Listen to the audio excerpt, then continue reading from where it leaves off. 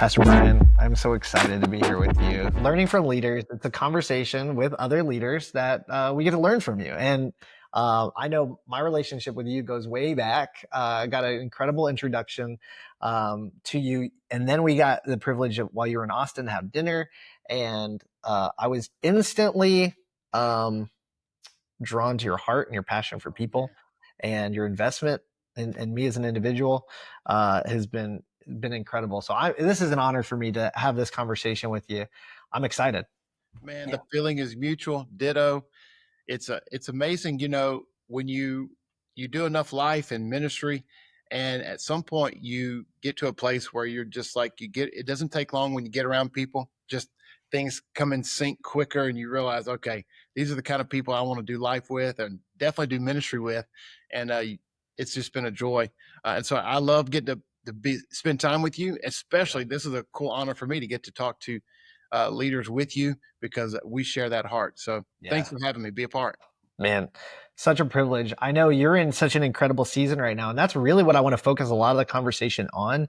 But before we jump into that, I mean, you've got an incredible track record in ministry, and over 20 years, you've invested in leaders, and you've been invested in. You've seen a lot of different contexts of ministry. Talk a little bit about what that journey's been like, and of course, finding your sweet wife and starting your Yeah, family.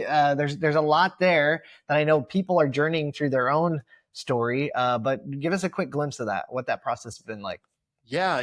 This year we just had this conversation last week that this month is 26 years of saying yes to ministry, Wow. and it has been a wild, Wow. fast, crazy roller coaster, paradise, torture, all the same that, no, it's been an amazing journey. And I think, for Ashley and I at a really early age, my wife is Ashley, at an early age, we had some really cool experiences in large global ministry, traveling the world with authors Yeah. and speakers. And it was sort of like this, like almost, I won't say false reality, but it was just a little bit like, hey, we're in our early 20s, we're traveling around the world. Life was good. And then Right. it's like, God's like, all right, now here's where the rubber meets the road. And we fell in love with the local church Yeah. and really became students of what it would take to reach people and grow healthy leadership teams and healthy church. And you've heard it said, healthy things grow. And so we just made it a priority for us to just learn to be healthy leaders. We saw in all of our travels and experience, we saw some models of ministry and leadership that just were not attractive to us and left Right. us. We learned a lot of don'ts as much as we did do's, and we just said, okay, here's the framework that we feel like fits not just scriptural context, but just for our own hearts and passions. So we just gave ourselves to that. And honestly, we've got to be around some of the most amazing leaders. We have been stretched and challenged. And so from the local church to events and conferences, those kind of things. And honestly, it's just like amazing being in the season we're in now. I feel like everything has come full circle. Every lesson we've learned, every relationship we've ever built, every season we've gone through of stretching and molding has really led us to this season, and we're so grateful for it. So we've been a part of a church launch, a church plant rather, years ago, our first year of marriage. I do not recommend that for in all marriage counseling. I would say do not plant a church your first year of marriage, but I would take anything for that now. But we made it through that, and we were part of a large church staff.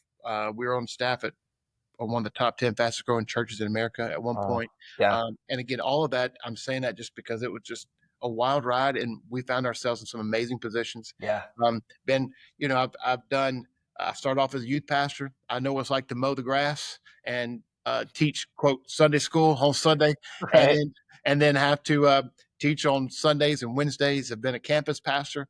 I've been on executive team, executive level leadership, and then I've just led the ushers, right? So I've done a little bit. We've just been around church our whole lives and Yeah. love every part of it. Just have fallen in love with the process. And so here we are now. I met my wife in Dallas Fort Worth area Wow. 19 years ago.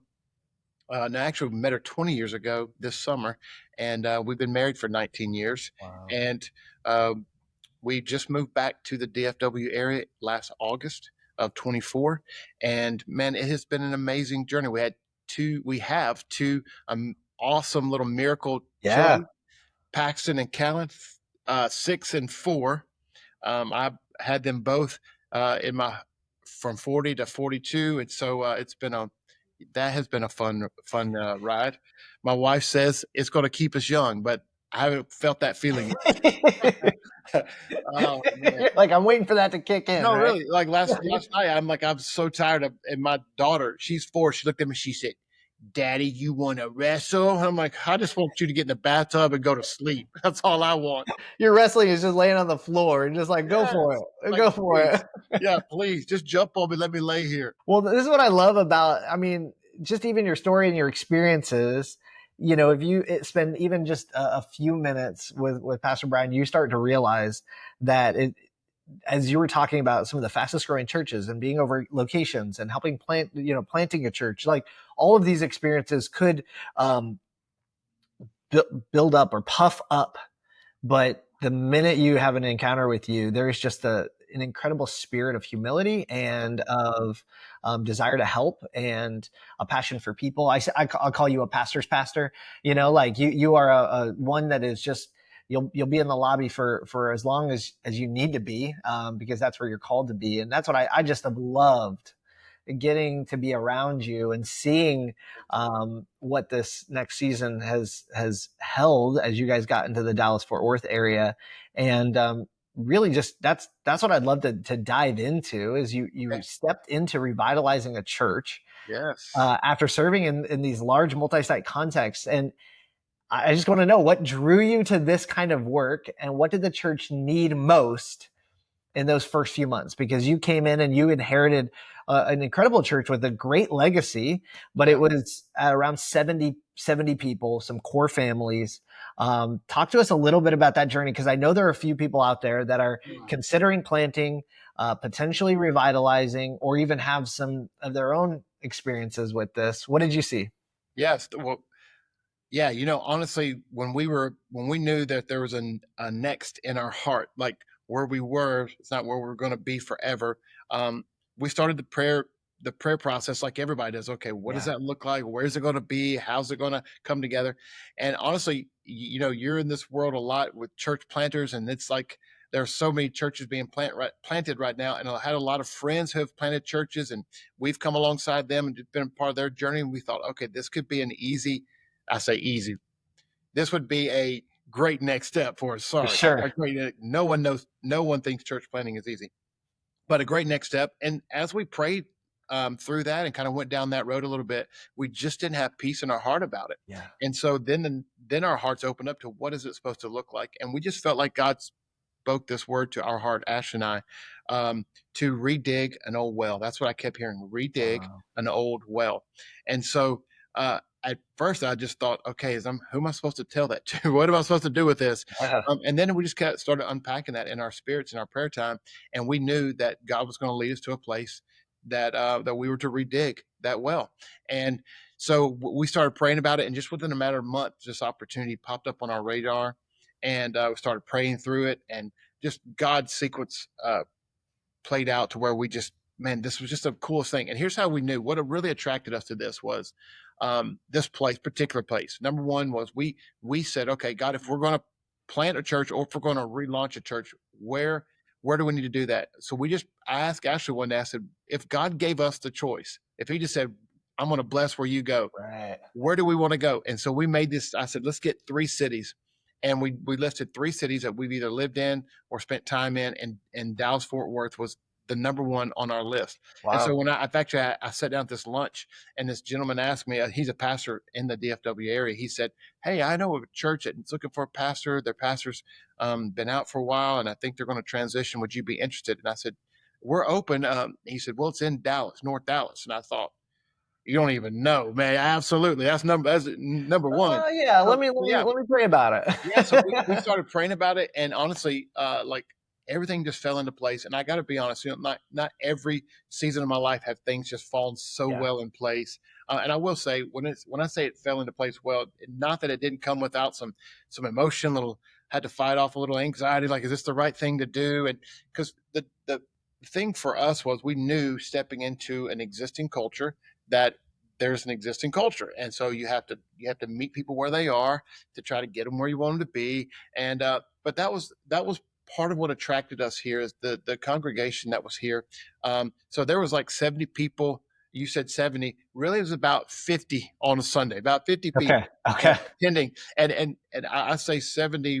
Maybe there was 20 rotating in and out, but it was about 50 people. I And like how most pastors are trying to get their numbers up. You're just like, listen, yeah, no, right. let's be honest.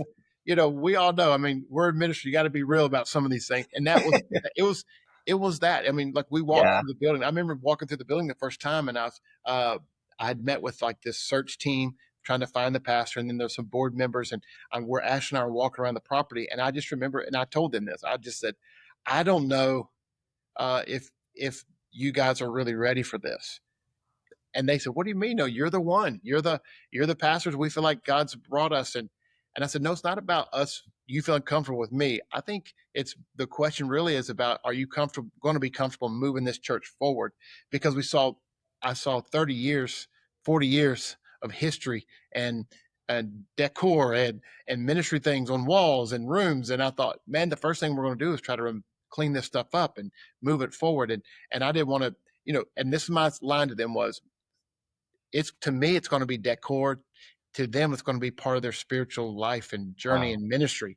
Yeah. And that's when they started pulling back some layers in their own heart, said, okay, look, you're right, we have got a lot of history here, a lot of great people, but we want this thing to move forward. If you don't come and you don't help us move forward, we're we're trying not to tap out ourselves. We don't want this church to die. We Yeah. In fact, one of them was in his 50s and he'd been here his whole life. And so all of a sudden this hunger came out, just that that touched into our hunger to see a church grow and to reach a community. And that's when I knew then, okay, this could actually work. And that's what we've had to stay focused on, that hunger to grow, because all the complexities and layers that we thought would be here, we've had to walk through all those in a great, healthy way. It's been awesome. Yeah. How intuitive of them to like be able to recognize either this is going to shrivel or we have to make some changes, but also like what a wise question to ask. Like what led you to that? Because I mean to even ask and to say, "Hey, are you ready to?" That's such a proactive question because already, hey, there are going to be some significant changes and some of these changes again are just um, maybe physical or feel very, very temporal. But to them, you're right. It was a part of their history and their context and their, like you said, he grew up in that building. Like for that to be the case, what prompted you to lean in that extra level, to have the confidence to do that, knowing like you guys are also looking for a job, you guys are looking for a place, you guys, I mean, there's a lot at stake. What led you to do that? Well, I think to go one step further in my heart, one step back rather in my heart was we started all these conversations with these guys being super transparent and super Yeah. open because we have had a lot of experience and done a lot of things. And we were just committed to stepping into the next season being 100% who we are and being fulfilled in what God's called us to do. And Mm. so, with that said, Ash and I kind of came into a covenant with each other and said, okay, we're going to stick to this. We're not going to do what you said, Philip, just look for a job, a place to get a paycheck. And so that made all of our conversations have a different edge on them in a healthy, not as in like we're going to show them some really this Right. transparent edge, like real Right. vulnerable. Hey, listen, we just want to be honest. If we're here, we're going to do this. If we're thinking through growth, this is what it's going to look like. And so that question came from that place in my heart Wow. where I wanted them to know, like, hey, because there was a side of me early in my leadership. I knew what to say. I could kind of string Right. things together just to try to make it work and smooth it over. But in a real life giving way, I was just clear to them like, hey, listen, we have some similar passions. In fact, we were standing in the youth room and we had just come out of another room for kids that had been decorated, that just didn't look like the direction we would go. And Yeah. I told them, I said, that's when I said, this is part of people's ministry.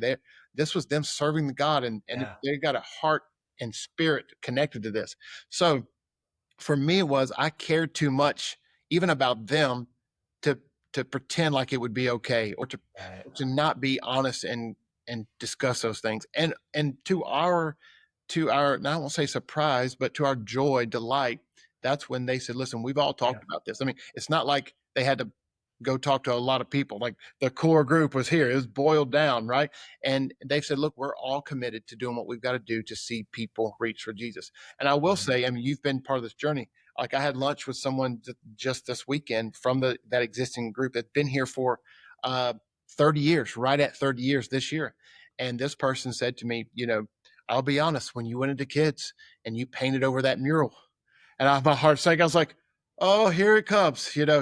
She said, this person said, she went, she looked at me and just said, it was tough because there were some emotions. My kids had been in that, Yeah. but her kids are out of college now, right? She said, but my kids grew up in that. And there was a part of me I thought, oh man, I'm going to miss that. But you know what made it worth it, Pastor Bryan, is this morning, because this was Sunday afternoon. She said, this morning, when I heard you counting the hands that went up for salvation, when you hit the number 5, I Oh, thought to myself, my eyes are closed, my head's down. And she said, that's why we did that.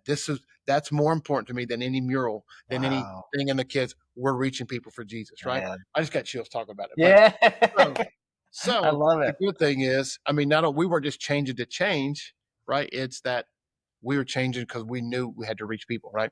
Yeah, some things I'm learning from you already. Like what I love is you could have had one. You said yes, early days, probably immature days. You could have really like just strung some things along, said people pleased, done what you could. There's also some things I'm learning you could have done just because you've been somewhere. You could have said, "Listen, I know better," but you took this humble route, this even very faith-filled route to say, you led with transparency and a level of authenticity that I think you wanted in your church 6 months later, 12 months later, 18 months later. Yes. And by doing that, you're seeing this thread of transparency, this thread of hard conversations, but you're also using vision, like you just shared too, to say, it's bigger than this and it's bigger than this. It's bigger than this. Let's remind ourselves of why we're all doing it. And what I love is that's what syncs you all up. They didn't want the church to die. They want it to be revitalized to reach more people. Like that's the partnership. All right. So I'm just narrating what I'm learning I as I'm love it. talking to you. I love it. Here's something too. I want to tag on to the backside of that. You can't get into a relaunch or a revitalization project trying to prove anything to people. Because if you get in there, if you can, like in this scenario, there's been so many moments where Ash and I, especially early on, where we were sitting together on the couch at night or sitting at a lunch table unpacking what was going on. And I would remind her, listen, we don't have anything to prove other than that we're here to reach people for Jesus, right? And I want to tell you, Yeah. you said the word humility.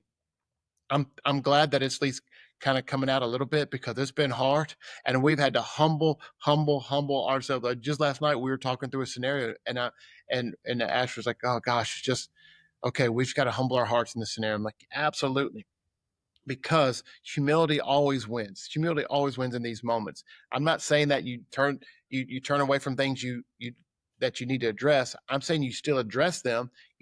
We have to do it in humility. I Yeah. look back over we talk about learning lessons from our leadership. Is that I look back over the course of my leadership and any moment or any circumstance or occasion where I've had to deal with something hard or someone who was difficult.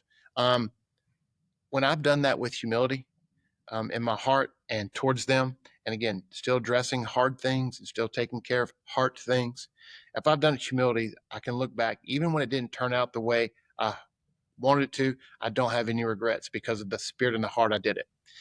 On the other side, I can look at some scenarios, similar kind of scenarios. I did it with pride or arrogance in my heart. And I was trying to prove something, show I was the man, or I knew what I was doing. Don't you question, whatever. Like I got to be honest, every one of those I have regrets, some form of regrets, where I'm like, oh my goodness, why did I do that? What was I thinking?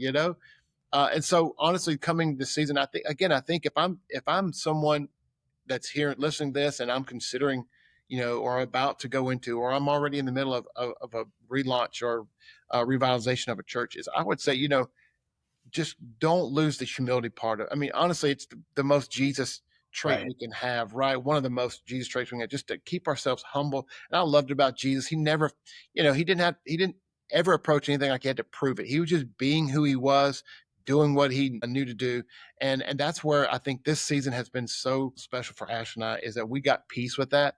Again, we still have insecurities, we still have things that pop up, but I confront those things differently than I ever have Yeah, now, because I just absolutely love what we get to do, you know? man, that's so good. Okay, I'm gonna go off script already Yeah. Yeah. because I know you can roll with it.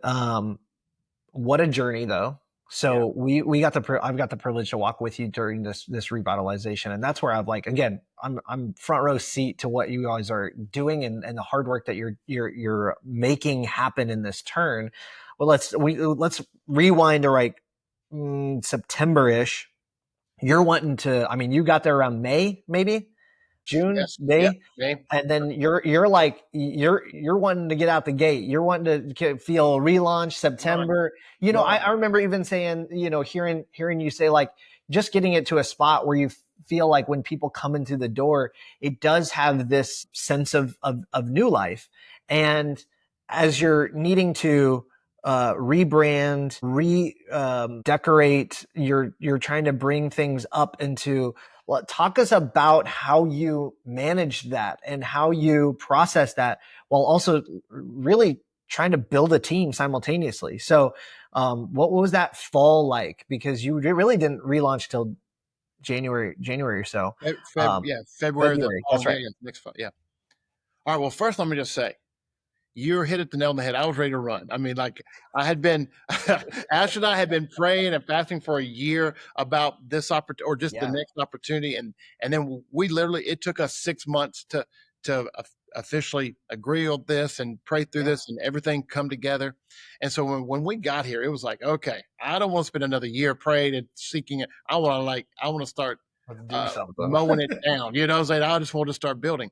Well, a couple things. One is, I'd say it goes back to what I said a moment ago, is I realized, okay, if we're going to do this the right way, and if I really care about the people that God just trusted us, because at the end of the day, we're talking about leadership, but as a pastor, we're shepherds, right? Yeah. Shepherds first, and we want to be pastor leaders. And so that pastor side of me just really was like, okay, if I'm going to steward these hearts well, then I've got to make sure. And I'll be honest, those first few weeks, I walked in and it was just like, the building had not been refreshed. And the mindsets, the church had been small for a really long time. And so every conversation, every room I walked Yeah. into, I just felt like anxiety. I was just like, oh my gosh. Yeah. And I remember us having a conversation. This is why it's so important to have a Philip Engle in your life, is because I was like, man, I gotta roll. I just feel all these, and you say, okay, just start asking a few questions.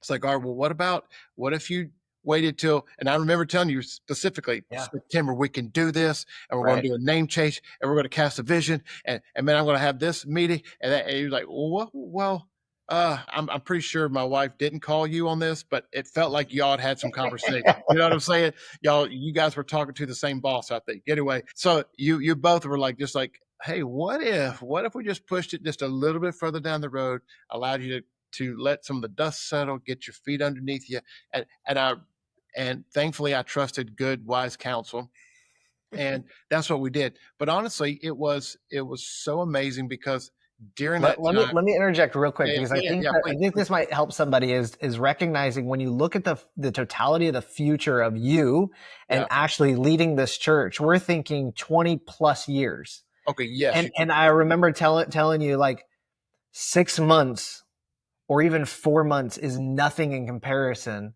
to the yes, next 20 years. And almost again, and it's because again, I wasn't feeling the daily pressure and the need. And so to uh-huh, be able to kind of say, hey, just give it a little bit more time, those 6 months can set you up for success the way that you might take 2 years to kind of try to get back. And again, another sign of your humility of like, it was probably because Ashley was also like, hey, hold on. it you helps. guys you guys pumped the brakes a little bit and saw some really cool things over those few months with your core, not just being the core, but your core grew even in the midst of this unknown. Absolutely. So well said. And I'll say, uh, the language that came out of those conversations with you and my wife, the three of us processing all this, was, hey, let's play the long game. You're right. Yeah. It's like, goes Yeah, back that's to, good. I don't have anything to prove. I don't have to. And I'll be honest, the side of me where it's like, man, what if my friends come and it doesn't look like, or what if, because I had so many with such a Yeah. great network of friends and relationships, and they all wanted to come see and just celebrate it. I'm like, oh man, it doesn't look like what we want it to look like, doesn't feel like it, you know.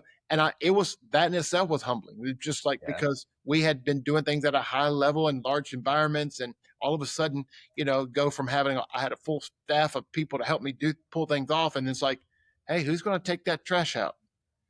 I'll be right back. Here I go. I go get the tree. Like who's gonna send that Yeah. email? Hold on, give me a minute. Let me type it for you. And it Yeah. was just all of those things kind of coming together. Not just the building needing refresh, not just the task. It's all of those things. And again, I just had to come to peace with, all right, do I see myself spend the rest of my life here, right? Or am I just trying to meet a couple goals and roll out? No, I want to Yeah. build something that my kids are going to Yeah. love to be a part of. And so we all know you can't just mass produce that stuff. You just got to, it takes a little time to work it out, carve it out. And I will agree with you that over those next 6 months, what happened was people got to come see it like it was, like the building was, and we raised over 100 something, $120,000 outside of our church just from pastor friends and people we'd pastored in the past. They Yeah. said, "Hey, we want. How can we like? You want to paint all this? Let's.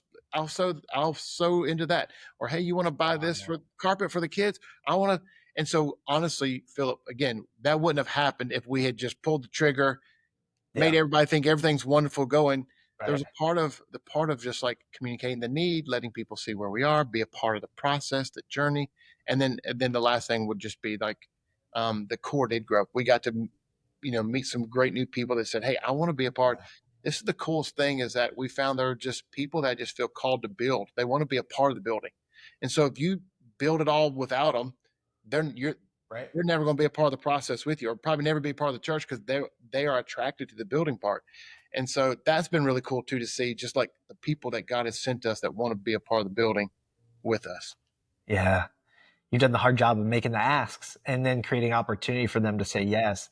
So that's another thing I'm learning from you as you're talking. It's like give lay a deep foundation, invite people into it, even if it feels like maybe some of what you want it to look like, or sometimes you're at the you're at the expense of the generosity of others at some of those points, but at the same time, I loved watching how you guys you made slow changes, but you brought people along through the process. Talk a little bit about those hard conversations into this process, but then also maybe in the last 9 months, what you've seen God show up in either a breakthrough or a relationship or some of those unexpected provisions. Yeah. How is taking the right path? God's kind of shown you you're on the right path. I want to say this too, Scott. It's kind of like just going over and over in my mind right now is that you know, for years I have built a reputation to come alongside of guys who were in the trenches of it, right? And just being that outside voice Yeah. coming and seeing things differently, and the way my paradigm for leadership ministry was always able to come alongside guys and help in the right time, the right thing, just kind of help move them forward. And not always had all the answers, but just maybe even a piece of it that helped move them forward. And I will say, Philip, you were that role for us. And I've said this to you, like, it's been hard for me on this side of it because I'm usually the one like, hey, let me see how I can help you. It's been amazing Wow. receiving the help. And I wrote this down last night. I knew we would be doing this today. And I just thought, you know what? I'm going to interject because I don't want people to think I didn't set you up for this. No, no, you didn't So set me up. Angela did. Angela told me. She said, "If I don't Angela brag did. on you, this is my last That's right. opportunity." No, no, Thank you. no, no, no. But I'm sure she would say the same thing. No, no, you did not. But again, I have a strong. As much as I have passion for pastors, I also have a passion for people like Philip who Oh equip man. and encourage and help pastors. Because here's the deal: is if you are a church planter or a relauncher like myself, and you're revitalizing church, you can never underestimate the power and the significance of an outside voice that has an ear that's been trained to hear things in a healthy leadership way, like a Philip. And again, this is not a paid ad, but this is like sincere, and this is some of the things because this goes back into just my passion that's helped me so much help others. Is that it's like I said at one time I walked in to a group of guys, these pastors, and they were talking through a staffing thing. And I said, "Hey, what if you try this and this?" And later, the next day, I ran into that same group, and they said, "How did you even Like, how do you know to say that? That made so much sense. We did that. Yeah. We did it yesterday, and it made. And so it's like this. It's where I'm not music inclined. I can't co-lead worship, but I've got friends who can be in a room and they're like, "Man, did you hear that note? It's off." I'm like, "No, man, the beat sounds amazing. Let's go." And I'm that rocker. Let's do. I Spirit of the love Lord is here. shit. But it's like a Philip walks in a room and there's leadership things going on. There's whiteboards and there's papers, and Philip Engle says, "Hey, something's a little off. Like I hear this note is different," and Mm, it's like, "What?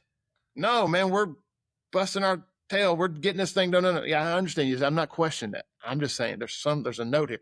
And it's like, okay, what is that? And that's the power of these kind of relationships, right? yeah. Where Yeah. you do that. And so I would say again, if you're about to relaunch or you are launching something, man, have if it's not Philip Engel, find someone, but Right. give somebody the opportunity to speak into things. And because if even if it's every other conversation or every third conversation, there's going to be something in there that they're going to pick up on, challenge you in to help you rethink things. Because the last thing you want to do is give yourself to something and be working at it for months and realize, man, I wish I would have seen this or heard this or gotten some help early on in the process. Right. Right. And that's where, we're talking about these conversations. I'm joking about, well, you heard from God. But the reality is, like, even from the name of our church, I'm sitting in the room where we named our church because you were just asking us to share our passion, what we felt called to do. Right. And the name of the church came out of it. You walked to the whiteboard and wrote it on there. That's a game changing moment. Like that's like, and now, so you talk about what you asked her, what in the last 9 months, what's this kind of breakthrough God moment? I'll tell you what it's been. It's been standing with people in our lobby as of just recently, a couple weeks ago, someone holding their heart, their hand over their heart saying, this was their first Sunday, just gave their life to Jesus, standing in the lobby crying, saying, I saw you on Facebook, and I saw the name of the church said New Life, and that's what I wanted. I came because I Yeah. needed new life, and I felt it today for the first time, and I'm like, Oh, oh my, and I put my arm around, like, it's going to be okay, and she's like, no, no, no, these are good tears. Don't feel sorry for me. I was like, I don't feel sorry for you. I'm fired up. I'm trying not to shout right now, but the reality is, all those, like, like, what if I just named this church like Exciting Church, right. whatever. It's like, Right. because I'm excited right now, right? That's what I felt.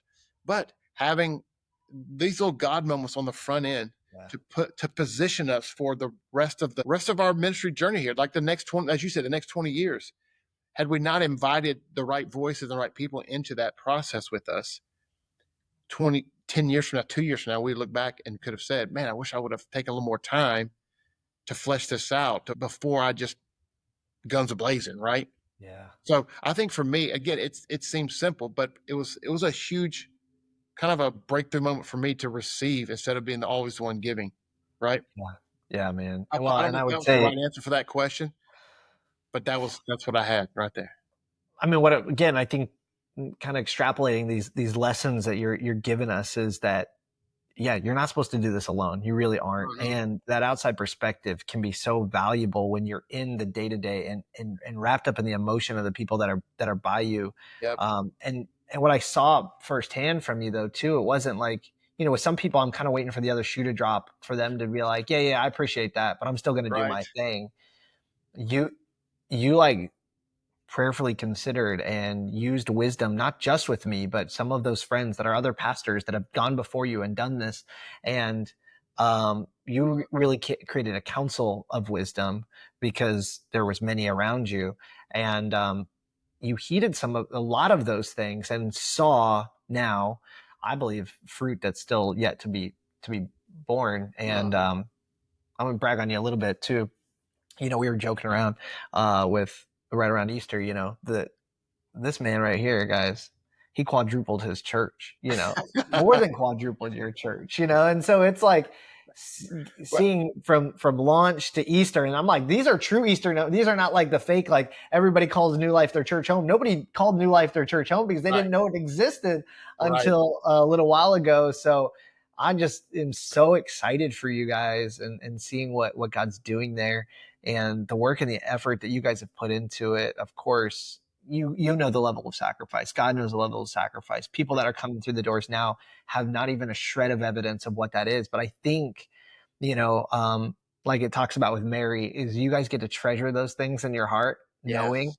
that there has been a strong foundation laid that they can now stand on. And so I'm excited to see the because you guys came and you stood on the shoulders of so many that actually made that building a reality, and you're just continuing the legacy, which is Right. really cool. It's fun to watch. What last thing maybe would you want to share, a word of encouragement with leaders listening today? And then I've got one final question for you. Okay. Just a word of encouragement, huh? Yeah, what would you give? So we got people who are all spectrums leading the church. How do some of the principles that you've learned apply, or maybe something that they got to keep going? They're in the midst of a challenging turn. What would you share with them? I think having a commitment to just doing things healthy, and all the experience I had. A mentor told me experience is what you get when you didn't get what you wanted. And so all of my experience, I've got a lot of experience in that regard, because there's a lot of things I thought I wanted and but didn't get them, and I learned from those. And I would say is that in my experience, being committed to just being healthy in your leadership and uh, building that into the culture of your church. It's never too late to start doing that. Yeah. There are certain times in ministry in your journey that it feels harder because maybe there's been some unhealthy habits put in place and some back end go around stuff. And I'm thankful for that now, because there are some hard lessons I had to learn, some hard seasons I walked out because I had created unhealthy habits. Um, and one of the moments I just taught in our leadership class here at the church was I remember the day I was sitting across from someone on my team, and my neck got hot, and the back of my neck got hot because the way this person was talking, things they were saying. I was trying to move some things forward, and then right before I was about to uh, address it in a wonderful way. Uh, all of a sudden, I just gently in my head, I just heard the Lord just kind of in my heart just say to me, does that sound familiar? And I just was like, what? And so Wow. I kind of leaned back, and I'm just like, man, I realized that I had created an unhealthy culture within my leadership team, Wow. and what was driving me crazy about this person was they were imitating me. They were talking like I was. And this season, we'd had some hard things going on, and I'd gotten negative, and I'd gotten a little uh, uh, uh, judgmental on some things, and I just so right. So I would say all of those things really coming in this season have been great for me, because we just decided, okay, we're going to commit to health, doing things the right way, even when things are uncomfortable, or hard conversations. We're just going to be committed to doing things healthy. Got some meetings this week coming up that I said on the way into church this morning, driving into the office, like, okay, I said I'm going to say yes again to doing things healthy and Yeah. right, and not Yeah. avoid things. Things you sweep under the rug, or you eventually trip over later. So it's like, Ah, hey, just don't good. sweep things on the rug. Keep things healthy. Keep things out of it. Keep the air clean. That's the biggest thing I would say coming into this season. That's helped, because there's so many dynamics. The ones we inherited, the ones we're creating ourselves, and the ones that are going to happen next week that we don't even know yet, right? Yeah. Yeah. And so I don't feel like I have to juggle, figure out, oh, what did I say, then what. Like, I'm just being healthy, truthful, transparent, trying to Yeah. do it the right way. And that's been the greatest thing for me coming in this season. Man, you're doing a great job. If you get a chance, and whether it's a conference or if you're in Dallas Fort Worth, this man's up for a good coffee with anybody. Come So on, hit me up. not that you have all Let's the go get some availability, brisket. but if Come you on, get could, some brisket. oh Holler Lord! at your boy if you're in All DFW. right, quick time to brag on somebody, but not me. Okay, Oh, okay. I you won't. already did that. Appreciate that. Love you.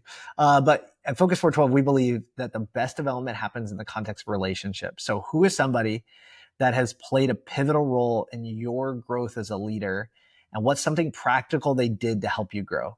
So, who over your 25 years now of ministry experience has really like Mm. poured into you, and what did they do? Ooh.